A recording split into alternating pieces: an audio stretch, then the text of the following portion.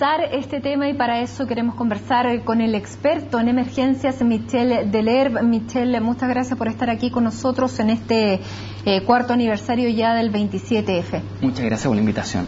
Bueno, Michel, hemos hablado mucho de reconstrucción, de críticas de cifras, de operatividad de sistemas, pero quiero llevarte al 27F y esta enorme cantidad de energía que se liberó ese día.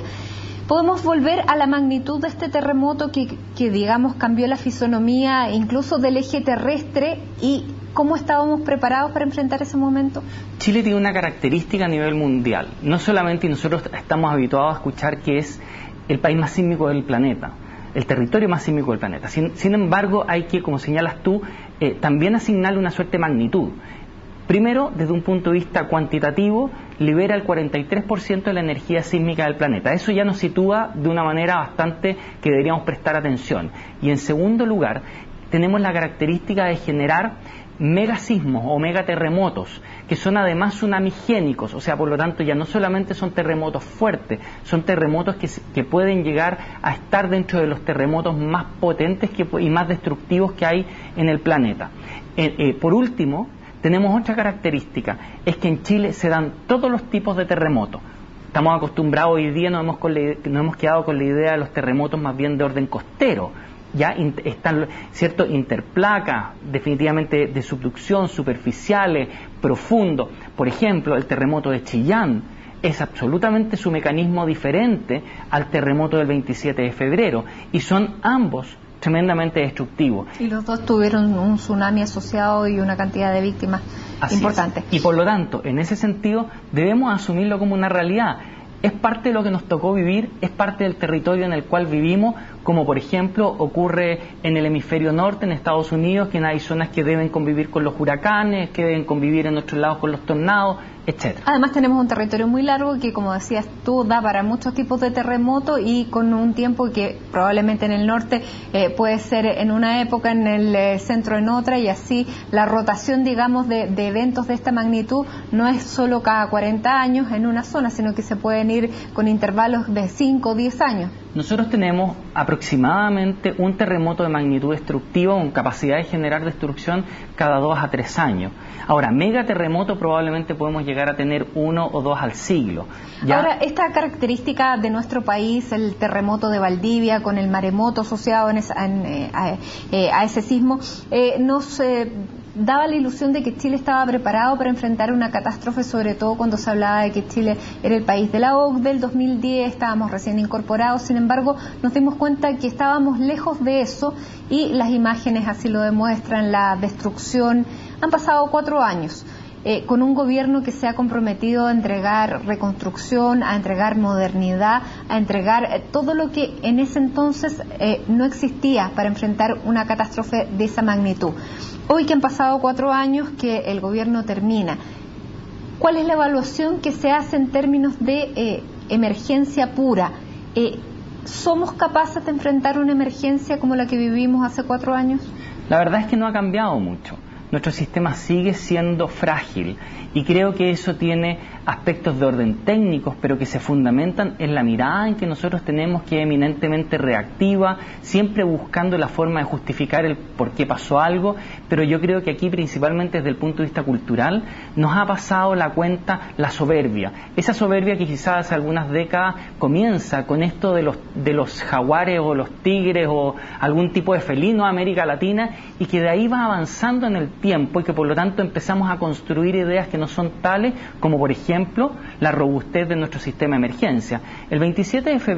Vamos al 26 de febrero de 2010, nadie en Chile cuestionaba, ninguna autoridad política de ningún sector cuestionaba el sistema de emergencia. Sin embargo, era cosa de mirar más allá de la cordillera y nos dábamos cuenta que estábamos con un modelo de gestión que en el mundo ya no existía en los países de nuestro nivel de desarrollo hace aproximadamente 2 o 3 décadas.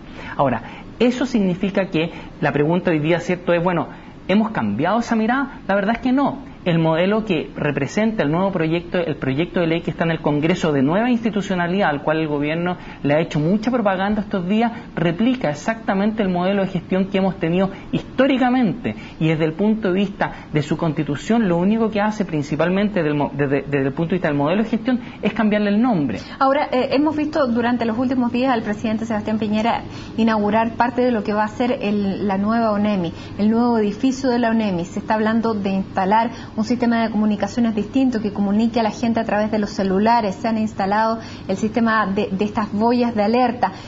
¿Cómo calificas tú estos cambios y si van en la línea de lo que se necesita?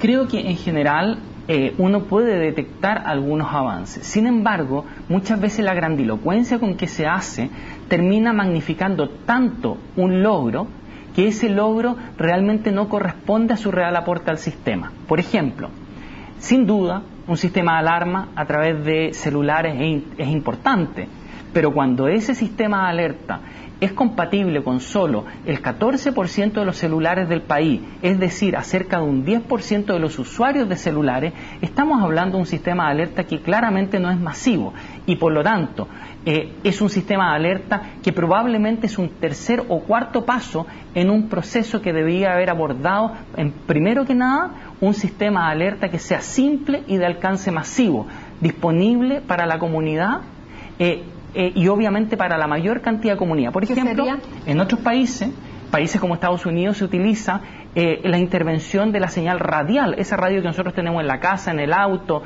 o en el dispositivo para escuchar música.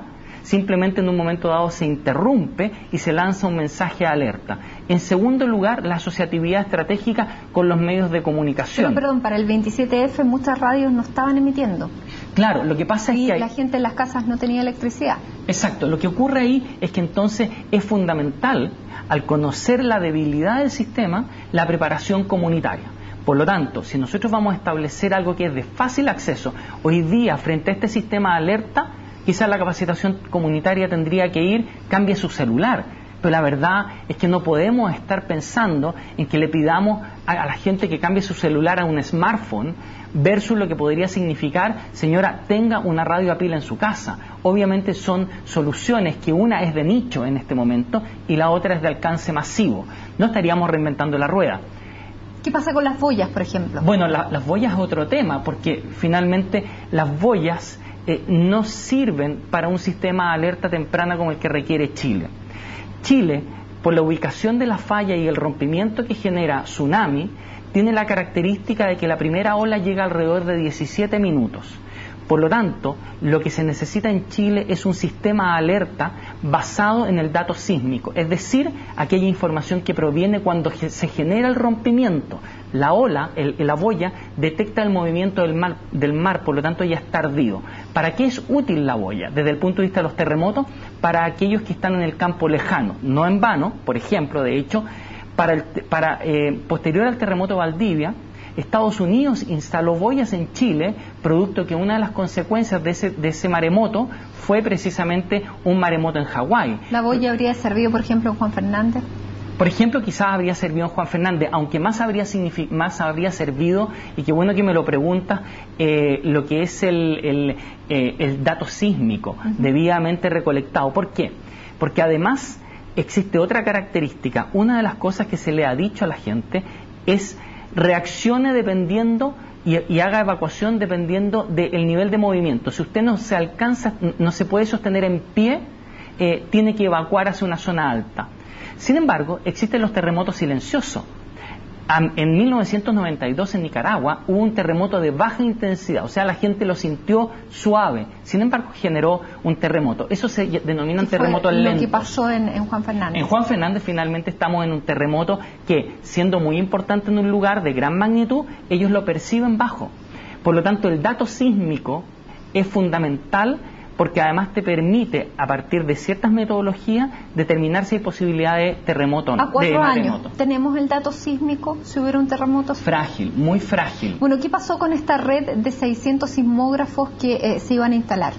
Bueno, ahí es importante hacer una recapitulación, porque en la Ley de Presupuesto 2008, 2009, 2010 durante el mandato de la presidenta Bachelet, se aprobaron 18 millones de dólares. Esos 18 millones de dólares se aprueban para fortalecer la red sismológica como consecuencia de la crisis sísmica de Aysén. Sin embargo, el año 2010, esos 18 millones de dólares para comprar instrumentos debían ser traspasados a la Universidad de Chile, y la ONEMI, a fines del año 2010, decidió terminar unilateralmente ese convenio, y por lo tanto no se cumplió con el mandato de la ley de presupuesto. En ese sentido, la ONEMI asumió una labor que claramente no corresponde a una agencia de emergencia, que es la instalación de una red sismológica, porque requiere de mucho conocimiento científico. Pero los sismógrafos existen. Existen, se compraron, y a raíz de una fiscalización parlamentaria a fines de 2012 se descubrió que habían 600 instrumentos adquiridos con estos 18 millones de dólares que estaban guardados en las bodegas de ONEMI. De hecho, algunos de esos elementos adquiridos a esta fecha ya tienen vencimiento, y por lo tanto lo más probable es que nunca vayan a ser instalados ni utilizados. Pero de estos 600 hay algunos que están instalados. ¿Cuántos son? Aproximadamente yo calculo que debe ser una cifra cercana al 10%. El tema es que más bien ahí también viene el juego de palabras que se ha utilizado en los medios de comunicación. Una cosa es instalar y otra cosa es colocar. Yo te podría señalar que hay aproximadamente un 10%, cerca de 60 instrumentos que están colocados en terreno. Instalar implica que el instrumento está colocado en terreno, enchufado, operativo, enviando señal a un centro de procesamiento en tiempo real, 24/7, de manera robusta, de manera tal que ante un sismo simplemente la señal no se caiga, ¿ya? La cantidad de instrumentos, yo te señalaba, es un 10% de los que están colocados en terreno.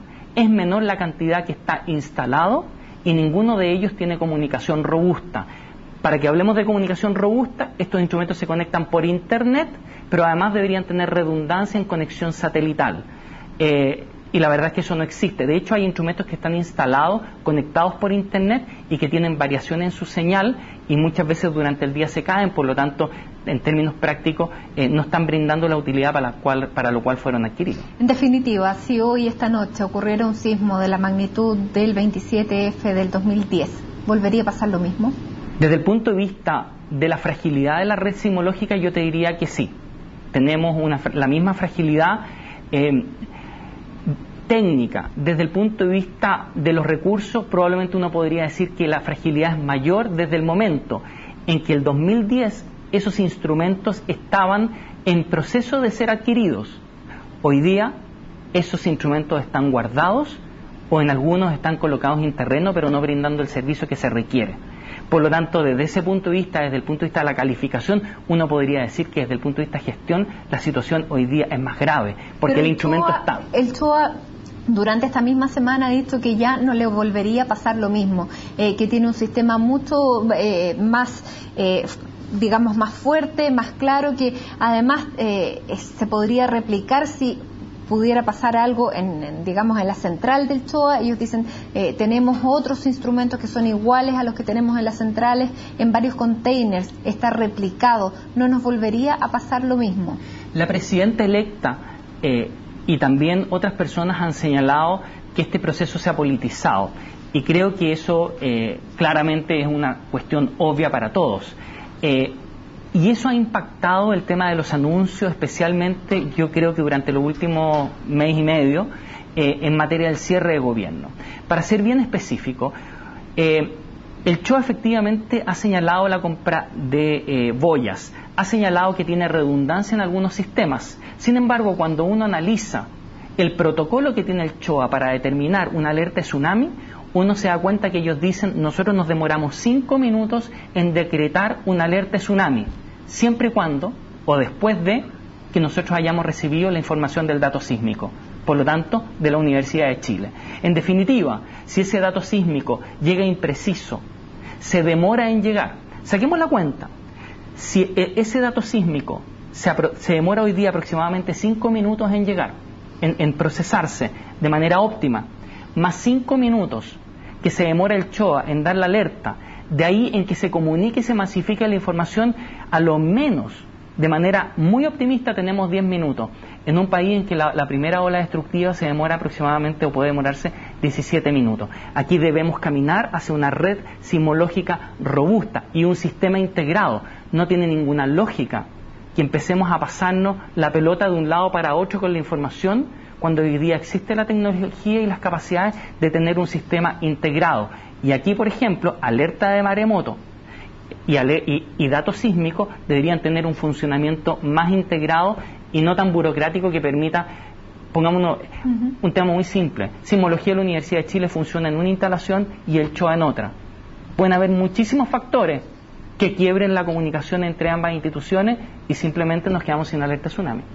Muy bien, Michel Deler, muchísimas gracias por habernos acompañado esta tarde con estas reflexiones, con esta comprensión de que no estamos tan preparados como pensaríamos después de 4 años de una de las peores tragedias que afectará a nuestro país. Muchísimas gracias, Michel. Muchas gracias.